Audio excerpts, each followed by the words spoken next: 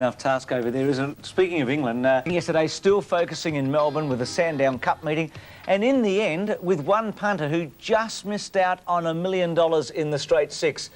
Wasn't you, was it, Keith? No, it wasn't, Bruce. It was a Victorian country punter who outlaid $32 on the straight six. Coming to the last race, he was the sole survivor. He had two horses running, each for more than $1 million. It would have been a national record tote payout. And he was involved in a photo finish with one of them, Centile, that went for more than 5 minutes. Now, there's Centile near the rail and Ladies' Way in the middle.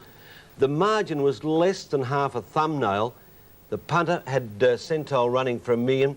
He got nothing. And Centile looked the winner, didn't it? She had a couple of times in the straight. The jockey said she was in front of stride before the post and stride after, but not on the line. God, you and I both like a bet. We've both got a long list of near things, but nothing like that, have you? I certainly haven't. No, that's a quillless blow of all. Incidentally, for the Super Tab, that jackpot will certainly exceed $3 million at Caulfield next Saturday. Now, I know you were in good form yesterday, tipping, but our old mate Max Presnell in the Sydney Morning Herald yesterday picked Our Pompeii, Another Victor and Port Watch. We can't find him this morning. Well, he'll be in the Bahamas or somewhere. Good luck to you. That's well done, Max.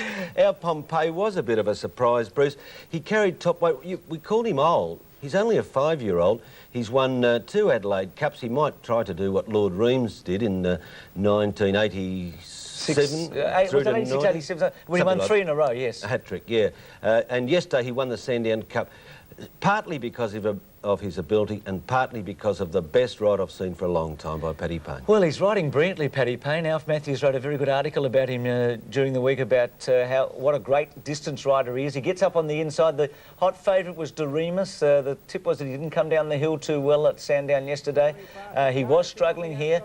The stablemate, Long Tan, hangs off the track. Our Pompeii gets through. As Keith said, the horse has won 2 Adelaide Cups. He's won a South Australian Derby. He hasn't won too much in between.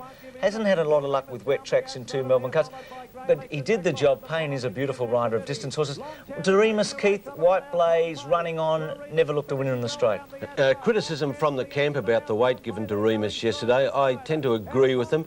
Our Pompeii had only 3.5 kilos more. He was favourite in last year's Melbourne Cup, joint favourite in the Caulfield Cup, and Doremus was having only his 8th start yesterday and his first at the trip. 2 ways of looking at it. I tend to agree with Damien Oliver, who's saying they're not allowing a good horse to become a good horse without weighting him. But the reality is the horse started 10 to 9 on with that weight. Had he had 52 or 53, he probably would have been 2 or 3 to 1 on. So most punters assessed him as a favourite despite that before the race was run. Yes, well, he has an outstanding rap on him, and I think he was backed yesterday on his potential. And well, I was one of the believers too, Bruce. I thought that he was something special. He would have had to be, but I thought he might have been up to it yesterday. I still haven't given up on him. Oh, no, neither will I. He's a very good horse, and it was a big task yesterday. Paddy Payne, who Keith's just raved about his riding, well, he caught up with him after the race. Patrick, you've got to be given 10 out of 10 for that ride. It was a dream run on Our Pompeii. Yeah, I was very happy with the run they got, and the horse relaxed so well, and coming around the corner when they all shifts it off, and he got an easy run forward. I thought, oh, geez, you know. Well, he's put us all out of the straight six, and I think he's going to add to that too by giving us a back footer here. Yeah, we've got to watch him. Is he an easy horse to ride? Yeah, very easy horse to ride. But once you've got him relaxed, he is a very easy horse to ride, and oh, he certainly gave everything today, didn't he? Paddy keeps on looking. Did he get close? Oh, well, I once fell off a merry-go-round, Bruce, so I'm especially nervous. Is that your excuse, is it? Yes. Barishnikov. It's a good win in the Sandown. This horse has really come from nowhere. He won his first race. He's a grey horse. You see him in about 5th placing. The big disappointment of our winner, who did get injured during the running of the race. But here's Barishnikov emerging 3rd. He only started racing, 6 weeks ago, and he won his first race 10 days ago in Sydney. Nearly didn't make it here either. With a plane delay, he came by float. It's another fine ride. We have some wonderful jockeys in Australia at the moment. Simon Marshall weaved his way through the field to get Barishnikov home. He's trained by Kerry Jordan. As you know, Kerry's been down here many times with many great horses. Ironically, that was his first win in Melbourne. Yeah, well, he's had Innocent King, hasn't he? He's been a very good trainer of stays. I like this horse. I mean, he's come from nowhere in a hurry, and he's the sort of horse that could go on and be one of the star 3-year-olds of the autumn. I think you're right. Good time yesterday too. Good breeding, good depth about the horse, and he's exciting. And Keith caught up with the trainer, Kerry Jordan. Kerry, you've won a AJC Derby with Innocent King. Could this fellow, Barishnikov, give you another? Well, that's always been the objective with him. I'd dearly love to win another one, Keith. But his immediate objective has obviously got to be the Australian Guineas late in February. So he'll have a little break, and we'll have him ready to run in that. And yes, it'd be nice to think that he's another Derby horse. What about the 5-4 favourite male winner? Disappointing, Bruce, but he was stripped on the near hind leg. He finished second last. He's probably had enough racing, and that injury yesterday will put him out now. Well, they ran sensational time in the next race, with another victor getting up to beat Ruslan in a photo. It was a terrific finish. Scalacci, with his big weight and wide draw, still looked a winner at about the 300, but 121.3 for 1400 is really moving. This horse was an unlucky horse, wasn't he, during the carnival, coming down the slow side at Flemington? May have won had he drawn the preferred side of the track at Flemington. This was a gutsy win yesterday. He shaved 2/5 of a second off the track record. Sensational time, 121.3. State Taj met interference at the 200 metres, but this was the run of a smart galloper in slick time.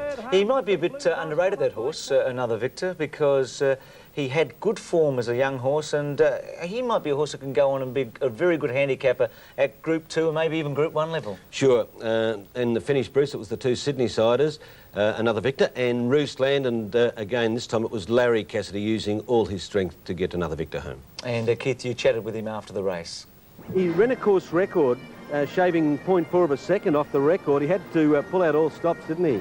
He did. He didn't do it easy because I got a fairly good run early, but he wanted to sort of lay in most of the way to sort of hamper his own chances. But it was a good effort to get to the line how he did. Well, you struck a blow for Sydney. They've been a bit light for winners this carnival, haven't they? Yeah, they have a little bit. The Melbourne horses have been very strong this carnival, and the good horses that they've been, you don't mind running second of them. With big prize money, it's not too bad, but a sad story from that race with Chamon de Fer.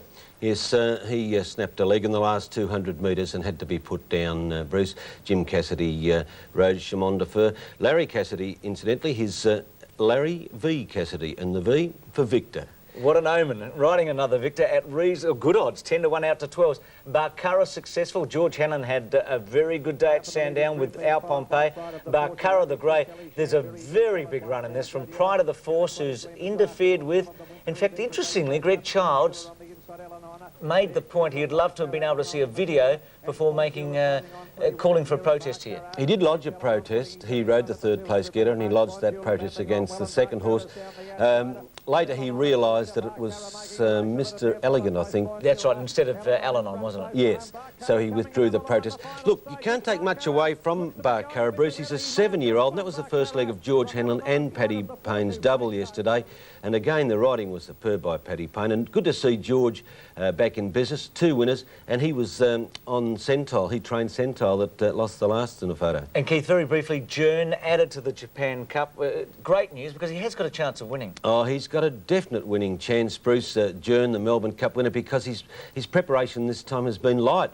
I think he's going to be right in there, and I'll be covering that for Channel 7. Looking forward to it. Yes, well, you'll be leaving next Sunday afternoon, but in the studio next Sunday, we'll do a Japan Cup preview, and then you'll have a story from Japan the week after. Fantastic. Good on you, Keith. We'll take a break. Kate's back after this with the latest scores.